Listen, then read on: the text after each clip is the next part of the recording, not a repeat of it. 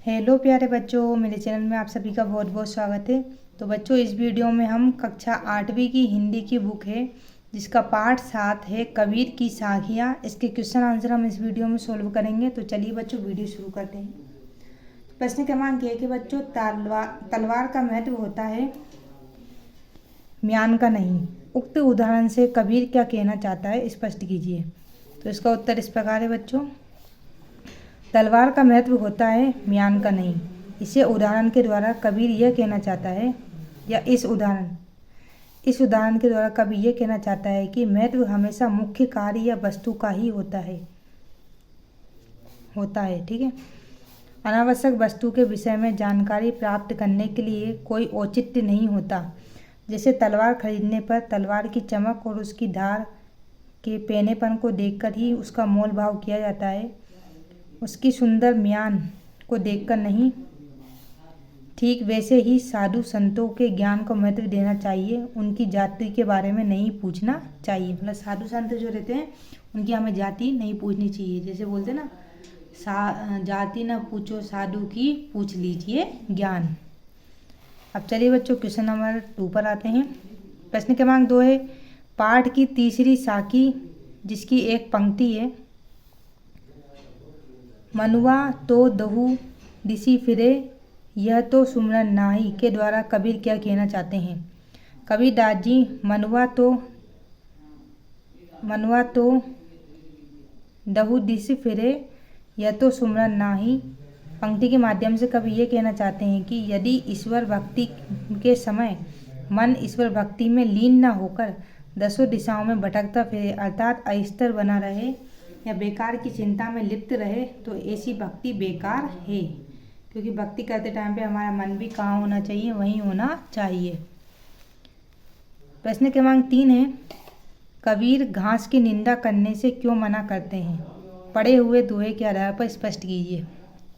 उत्तर है बच्चों, कबीर ने दोहे में पैरों के नीचे रौंदी जाने वाली घास के बारे में बताया है कि हमें कभी भी उसे रौंदी जाने वाली घास को कमज़ोर नहीं समझना चाहिए, क्योंकि यदि उस घास का छोटा सा तिनका भी उड़कर आँख में पड़ जाए तो वह आँख में किर कर देता है और बेचैनी ला देता है। इसके माध्यम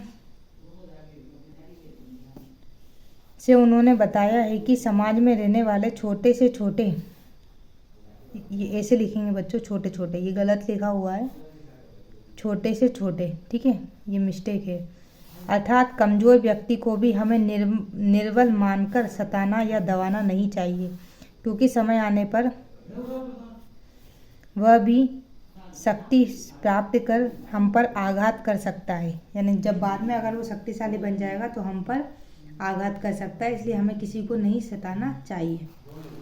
प्रश्न क्रमांक 4 है, मनुष्य के व्यवहार में ही दूसरों को विरोधी बना लेने वाले दोष होते हैं। यह भावार्थ किस दोहे में व्यक्त है। मतलब जैसे मनुष्य अपने व्यवहार से किसी को दोस्त बना सकता है और किसी को दुश्मन, ठीक है।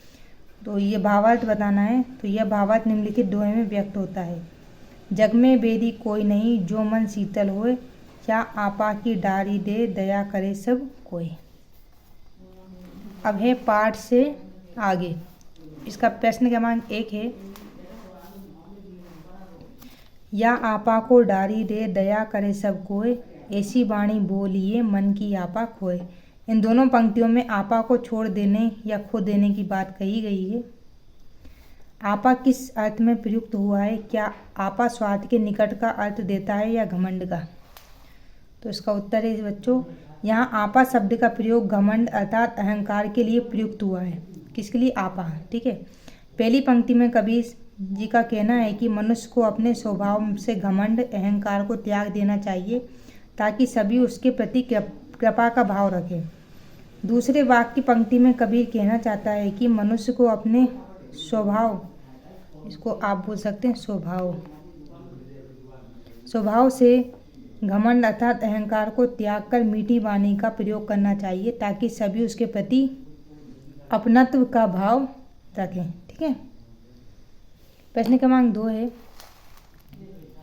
आपके विचार में आपा और आत्मविश्वास में तथा आपा और उत्साह में क्या अंतर हो सकता है, स्पष्ट कीजिए। उत्तर है बच्चों आपा और आत्मविश्वास। देखो आपा यानी अहंकार, आत्मविश्वास यानी खुद के ऊपर विश्वास होना। आपा का अर्थ घमंड, जबकि आत्मविश्वास का अर्थ है अपने ऊपर विश्वास। घमंड करने से मनुष्य का पतन होता है और आत्मविश्वास से मनुष्य आगे बढ़कर जीवन की ऊंचाइयों को छूता है। आत्मविश्वास यानी खुद के अंदर विश्वास होना कि हाँ मैं ये कर सकता हूँ। आपा और उत्साह, अब आपा और उत्साह के बारे में बताना है। आपा का अर्थ अहंकार, जबकि उत्साह का अर्थ किसी कार्य को करने की उमंग, जोश, साहस। अहंकार रखने से हानि होती है, परंतु जोश साहस से मनुष्य अपने जीवन पथ पर आगे बढ़ता है।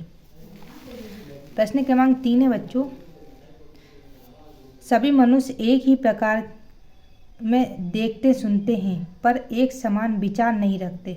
ठीक है, ये विचार है, विचार नहीं रखते। सभी अपनी अपनी मनोवृत्तियों के अनुसार कार्य करते हैं। पाठ में आई कबीर की किस साखी में उपयुक्त पंक्तियों के भाव मिलते हैं? एक समान होने के लिए आवश्यक क्या है, लिखिए। उत्तर है बच्चों, कबीर द्वारा रचित निम्नलिखित साखी समाज में सभी को समान, ये समान है, ठीक है, समान मानने का उपदेश देती है। माला तो कर में फिरे, जीव फिरे मुख माही, मनुआ तो दहु ढिसी फिरे, यह तो सुमिरन नाही। एक समान होने के लिए आवश्यक है कि समाज में व्याप्त ऊंच नीच, अमीर गरीब, जाति और वर्गों में भेदभाव समाप्त हो जाए, सभी धर्मों को समान महत्व दिया जाए और मनुष्य को केवल मनुष्य के रूप में ही देखा जाए। इस तरह से आप इसके आंसर लिख लीजिएगा। अब प्रश्न क्रमांक 4 है बच्चों, ये इस पाठ का आखिरी क्वेश्चन है। कबीर के दोहों को साखी क्यों कहा जाता है, ज्ञात कीजिए। उत्तर है, कबीर के दोहों को साखी कहा जाता है क्योंकि साखी शब्द का अर्थ है साक्षी, गवाह का प्रत्यक्ष रूप से, अर्थात उन्होंने इस संसार समाज को अपनी खुली आंखों से जैसा देखा उसे वैसा ही व्यक्त किया। वे समाज में व्याप्त कुरीतियों, अंधविश्वास, आडंबरों को समाप्त करना चाहते थे, इसलिए उन्होंने इसका विरोध कर जीवन सत्य को अपनी वाणी में व्यक्त किया है। तो इस तरह से बच्चों ये चैप्टर यहीं होता है समाप्त। उम्मीद करती हूँ मैं आपको मेरी वीडियो पसंद आई होगी। वीडियो थोड़ी सी भी अच्छी लगे लाइक जरूर करना। चैनल पे नए हैं तो प्लीज़ चैनल को सब्सक्राइब करना नहीं भूलना। मिलते हैं बच्चों नेक्स्ट वीडियो में, तब तक के लिए धन्यवाद।